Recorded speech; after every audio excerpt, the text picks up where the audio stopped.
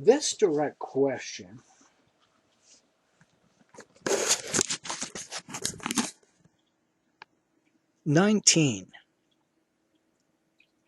This direct question and the formal declaration of war seem more in keeping with the dignity of the Roman people than a debate over legal niceties in treaties, especially now that Saguntum had been destroyed. In fact, if it came to a discussion of the wording, there was no comparison to be made between the treaty concluded by Hasdrubal and the earlier one of Lutatius that was subsequently changed. In Lutatius's treaty, there was a rider explicitly stating that its validity was contingent on the approval of the people, while Hasdrubal's contained no such escape clause. Furthermore, all the years of silence on the matter while Hasdrubal was alive had indicated that it was officially approved, so much so that no change was made even on the death of its author. But even if the former treaty remained in effect, the people of Saguntum were sufficiently safeguarded by the stipulation that accepted the allies as of both parties. There was no rider specifying those who were allies at that time, or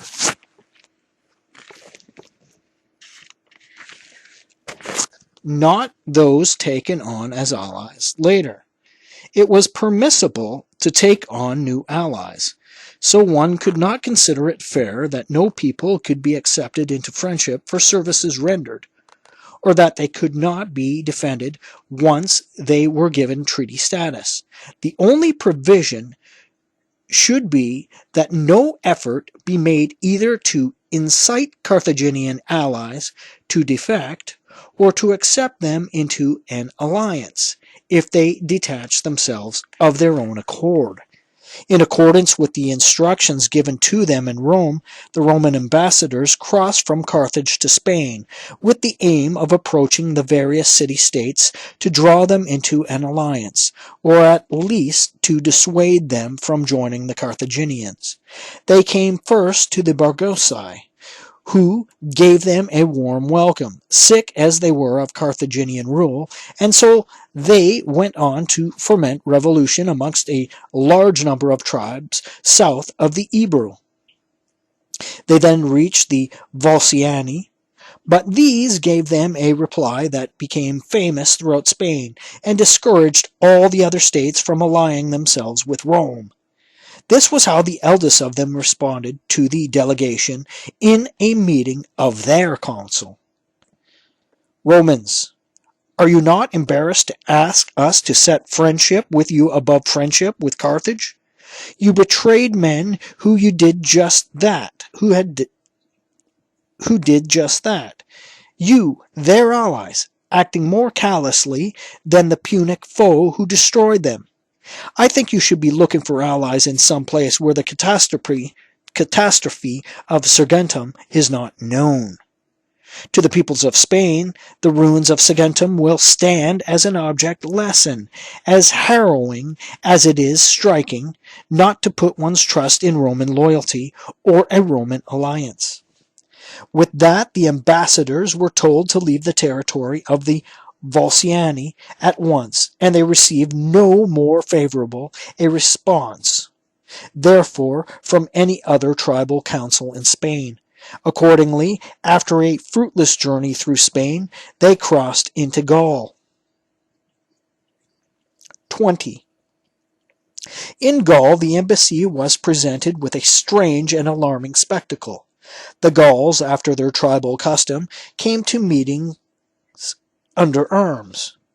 The ambassadors sang the praises of the glory and the valor of the Roman people, and asked the Gauls not to grant the Carthaginian passage through their lands and cities, if he attempted to carry hostilities into Italy. This, they say, raised such noisy guffaws that the younger warriors could barely be brought to order by the magistrates and older men. It seemed such a stupid and impudent request to suggest that the Gauls, to prevent a war from passing into Italy, could bring it on themselves and expose their own farmlands to devastation rather than someone else's. When the commotion was finally brought to order, the envoys were given the answer that the Romans had not done the Gauls so much good, and the Carthaginians had not done them so much harm as to justify their taking up arms on behalf of Rome or against Carthage. On the contrary, they said, they were receiving reports of men of their race be driven by the Roman people from the frontiers of Italian territory, and of these men paying tribute and suffering other such indignities. Much of the same sort of exchange occurred in the other tribal consuls in Gaul, and not a word of hospitable or friendly nature was heard until the envoys reached Massilia. There they learned that the whole story from their allies, who had been made careful and precise inquiries. Hannibal, they were told, had anticipated them and already enlisted the support of the Gauls, but added the Massiliots, even Hannibal himself, would not find them a very easy people to deal with, naturally aggressive and violent as they were, unless he repeatedly conciliated their chieftains with gold, for which the race had an enormous appetite. Their round of the peoples of Spain and Gaul complete, the envoys returned to Rome, arriving not long after the consuls had left to take up their responsibilities. They found the whole community tense with the anticipation of war, for there was a persistent rumor that the Carthaginians had already crossed the Ebro. 21. After taking Saguntum, Hannibal had withdrawn to winter in New Carthage. There he was told of the events and of the decisions taken, both in Rome and Carthage, and learned that he was the cause of the war as well as its commander-in-chief. He then doled out or sold off the remaining booty, and, thinking he should delay no longer, summoned the Spanish troops in his army and addressed them as follows. Allies, I think you, too, can see that, after winning over all the tribes of Spain, we must either terminate our campaign and demobilize our armies, or else move our operations into other lands. In fact, these tribes will enjoy the fruits of our victory as well as of peace, but only if we search for plunder and glory amongst other races. And so, as a campaign far from home lies ahead, and as it is unclear when you are going to see your homes and the things dear to each of you, I am granting leave to any of you wishing to visit his family.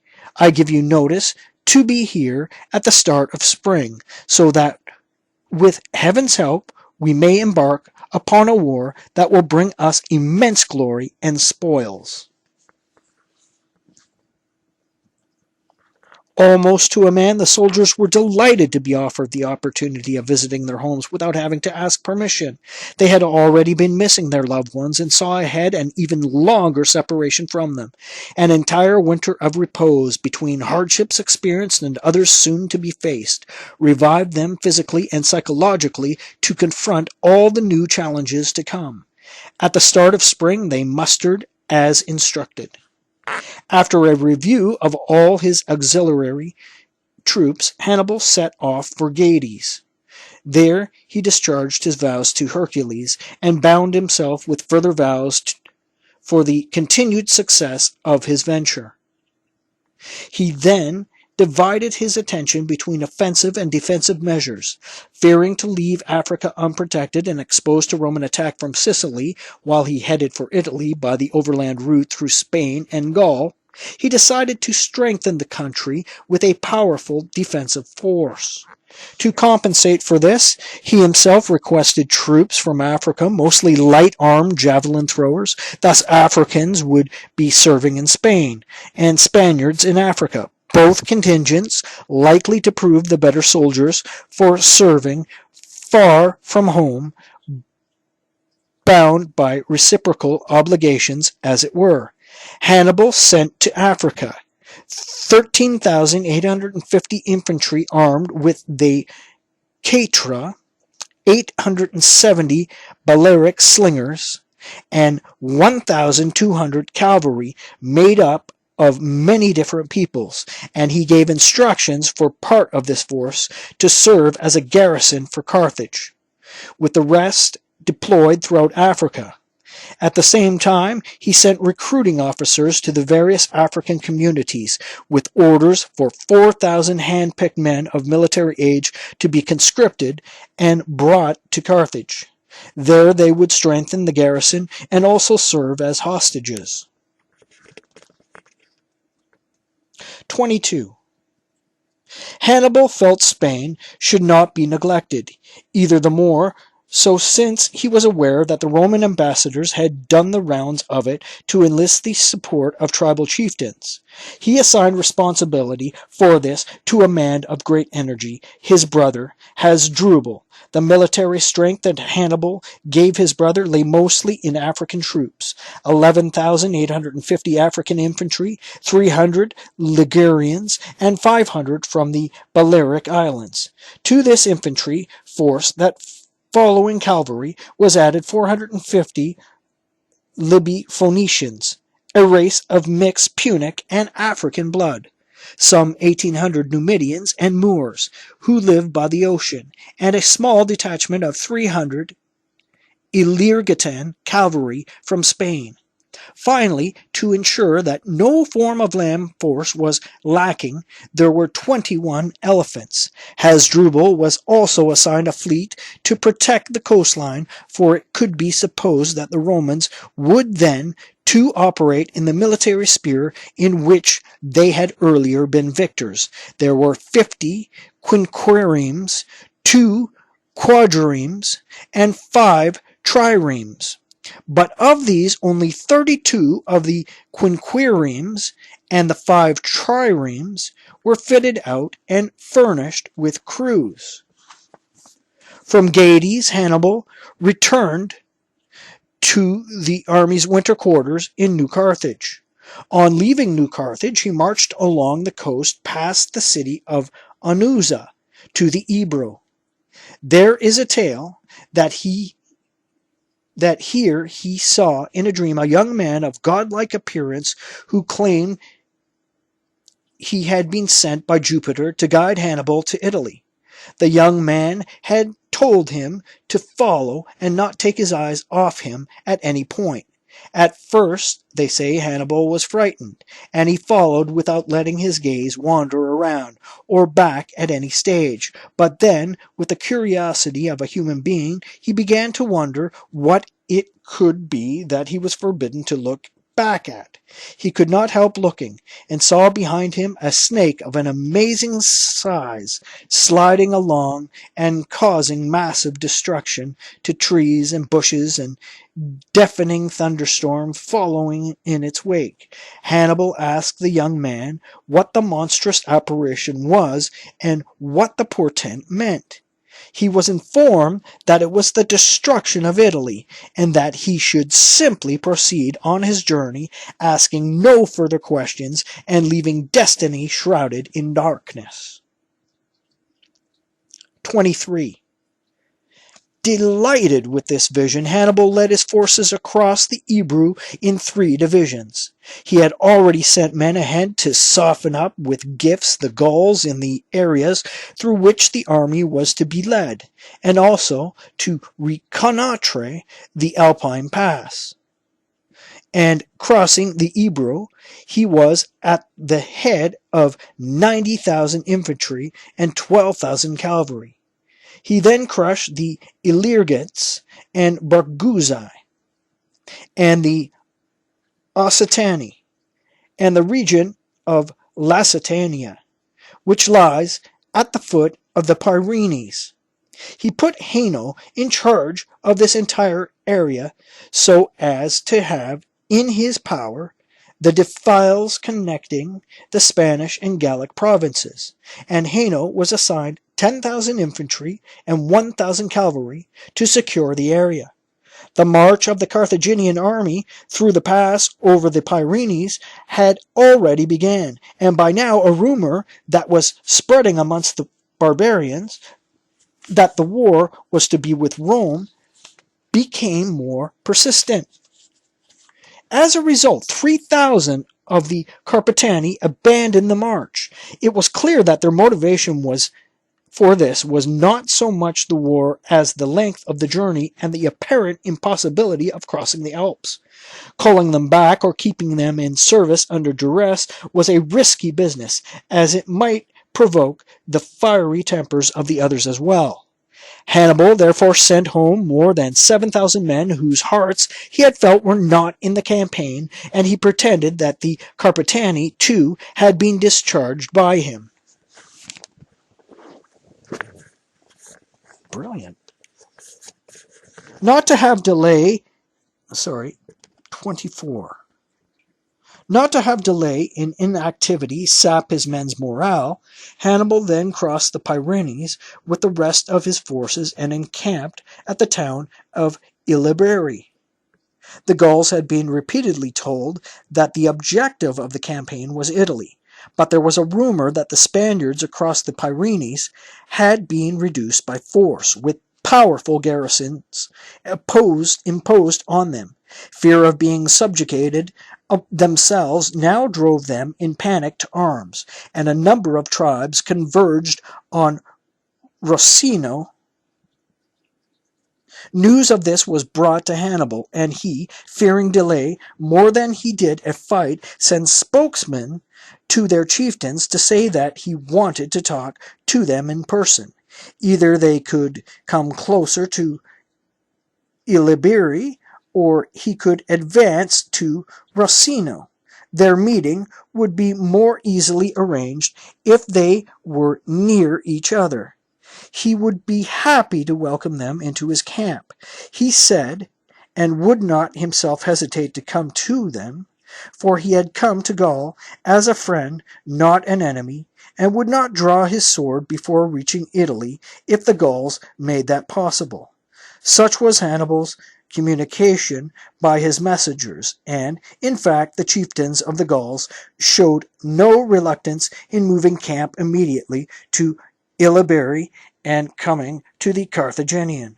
Here, falling prey to his gifts, they permitted his army to pass quite unmolested through their territory, past the town of Rossino. 25. Meanwhile, the only news that reached Italy, it was brought to Rome by ambassadors from Massilia, was that Hannibal had crossed the Ebro. Then, as if it was the Alps that he had crossed, the Boii rose up, having already incited the Insubres to join them. The reason was not so much the long-standing animosity of the Boii towards the Roman people as the rancor they harbored over the establishment of the colonies of Placentia and Cremona on Gallic soil on the banks of the Po. As a result, they quickly took up arms and attacked that very region. Here they crushed such panic and chaos that not simply the farming people, but the actual triumvirs who had come to apportion the land, Gaius Lutatius, Gaius Servilius, and Marcus Annius, lost all confidence in Placentia's defenses and fled to Mutina. The identification of Lutatius in this episode is not in doubt, but in place of Annius and Servilius, some annalistic accounts carry the names of Manius Acilius and Gaius Herennius, and others those of Publius Cornelius Asina and Gaius Papirius Mazo. In question, too, is whether the envoys sent to protest to the Boii were manhandled, and whether the triumvirs were attacked as they surveyed the land. The Gauls are unskilled in the techniques for besieging cities, and uncommonly idle when it comes to solitary duties. And so when the Romans were blockaded at Mutina, they sat passively before the walls, which they left intact. They then proceeded to feign interest in peace negotiations. Spokesmen for the Romans were invited to parley by the Gallic chieftains, but were then apprehended by them, the Gauls declaring that they would release them only if their hostages were returned. Apart from contravening international convention, this even broke the sworn guarantees given for the particular occasion. When the praetor Lucius Manlius was brought the news about the envoys and about the danger facing Mutina and its garrison, he flew into a rage and led towards Mutina a poorly ordered column of troops. At that time, woods surrounded the road, the area being mostly uncultivated, since he had set off without reconnoitring. Manlius fell into an ambush, and after suffering heavy losses, only difficulty made it through to open country. There he established a fortified camp. The Gauls had not the confidence to attack it, and so the spirits of Manlius' men rose again, though it was known that about 500 had been lost. The march then recommenced, and there was no sign of the enemy while the column was being led through open terrain. When it entered woodlands once more, the Gauls attacked the rear, and in a great confusion and general panic that followed, they killed 700 men and carried off 6 standards. Only when the Romans emerged from the trackless and difficult woods did the intimidating pressure of the Gauls and the Romans' fear come to an end. In the open country that followed, the Romans easily defended their column as they advanced to Tenetrum, a village close to the Po. There they protected themselves against the daily increasing numbers of the enemy by erecting a temporary fortification and bringing in provisions by river. And they also had help from the Brixian Gauls.